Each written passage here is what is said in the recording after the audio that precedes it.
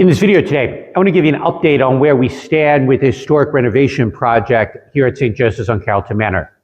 You may see behind me there's been some venting work. We do have air conditioning in the historic church. That is up and running.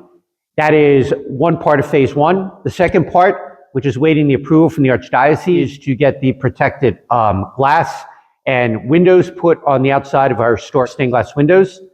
We're hoping that all of that will be completed by the end of the summer, which will be completion of phase one, and which has been fully funded. By your generosity, we have the money for both those projects, so thank you.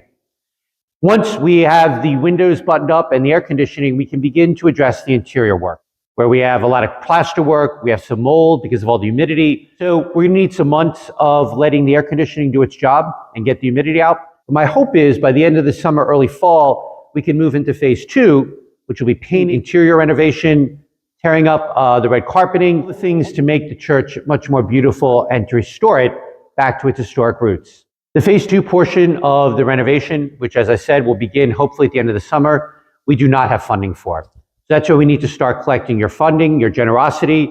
You can make a donation via the envelopes or directly on Faith Direct. But the phase two and then eventually phase three, which will be handicap accessibility and putting bathrooms in the back of the church to make it more convenient and usable, are all coming down the road.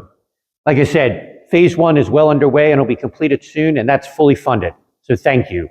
But phase two and three, we still need to raise funds for. So hopefully this video kind of brings you up to date on where we stand and can help us raise those funds we need to move into phase two. I'm excited that we're making some progress, and hopefully by the beginning of 2025, we might be able to start using the church again for small weddings and funerals as we complete the interior renovations for phase two. But all of that is going to be dependent on your generosity. So thank you for getting us this far, that we have air conditioning and a new heating system. And soon we'll have our historic stained glass windows protected.